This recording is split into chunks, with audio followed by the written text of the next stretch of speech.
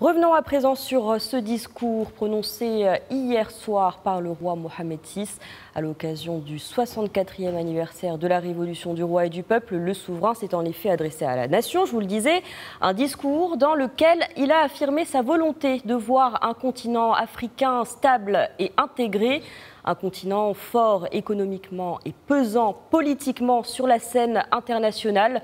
L'intérêt du souverain pour l'Afrique est bien connu, en attestent d'ailleurs ses multiples déplacements dans plus de 29 pays depuis son accession au trône. On écoute un extrait du discours royal.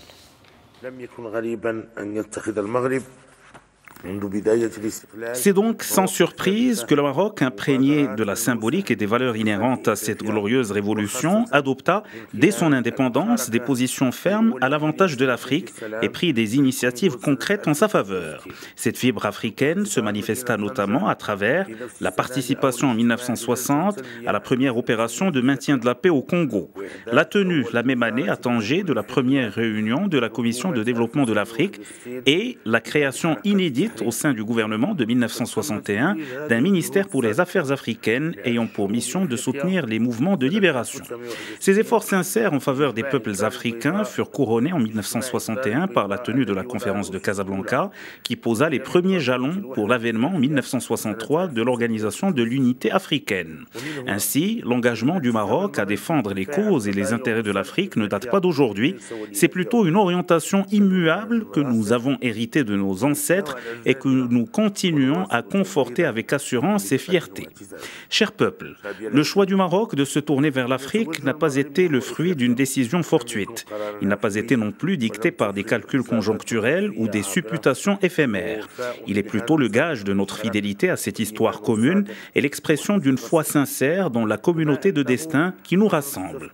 Ce choix est également l'aboutissement d'une méditation profonde et réaliste, organisée autour d'une vision stratégique inclusive à long terme et adossée à une approche graduelle fondée sur la notion de consensus.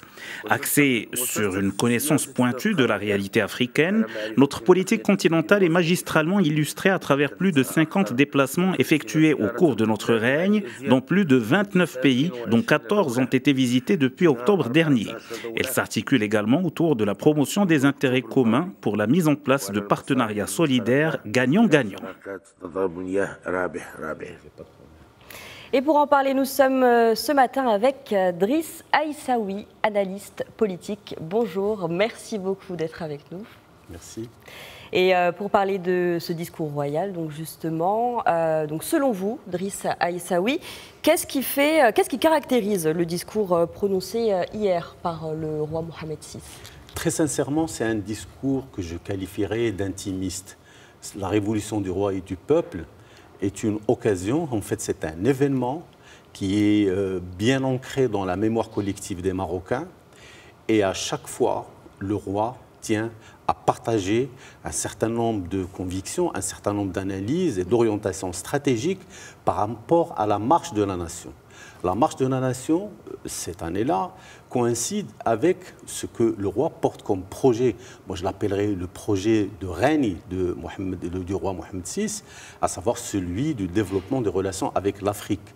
Et véritablement, c'est là où il a essayé d'ancrer, justement, d'expliquer et de mettre en perspective toute cette approche qui a été développée à l'égard du continent africain et montrer ô combien important est cet engagement avec l'Afrique qui n'est pas né d'hier, il est né justement de l'aube de l'indépendance jusqu'à aujourd'hui. Et tout le discours a été structuré sur ces idées et surtout sur cette mise en perspective d'un intérêt porté par rapport au continent africain. Et le discours du trône a été entièrement consacré à la politique intérieure du Maroc, alors que celui commémorant le 20 août... Vous voulez parler du discours du trône? Oui. Absolument. Si on revient sur le discours du trône, ou alors, écoutez, plutôt, on va passer surtout sur donc ce discours qui a été, on va dire plutôt, oui, c'est ça, consacré à la politique intérieure du Maroc, alors que oui, celui concernant le 20 août a été presque exclusivement dédié à la politique extérieure du royaume, notamment ses dossiers prioritaires. Parmi eux, l'Afrique et bien entendu la cause nationale. Alors, quel est le contexte dans lequel intervient ce discours, Driss Aissaoui?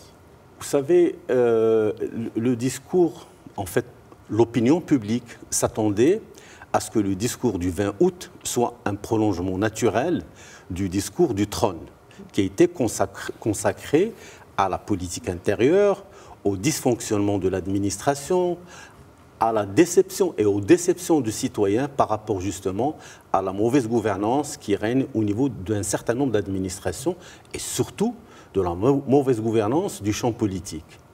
On s'attendait à ce qu'il y ait une continuité sur cela, mais me semble-t-il que le roi a donné un signal très fort, disant que tout ce qui s'est passé avant et avec la fête du trône, c'est déjà une page tournée. Pourquoi ?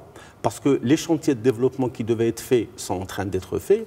Disons, tout ce qui est comme questionnement, comme mise en position de responsabilité de certains responsables, ça a été fait, et que la marche du développement continue.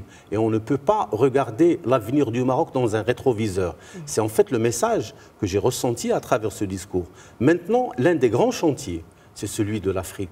Parce que le roi lui-même a consacré beaucoup d'efforts, beaucoup d'énergie à développer justement ce sillon qu'il a creusé lui-même et qui devrait être développé à l'avenir. En fait, c'est ça le contexte, et je pense que le fait de passer d'une situation que les gens s'attendaient à ce qu'il y ait des décisions exceptionnelles, les décisions ont été prises, la politique marche, le développement marche, et il faut regarder l'avenir avec beaucoup d'assurance. C'est le message qui a été envoyé par ce discours.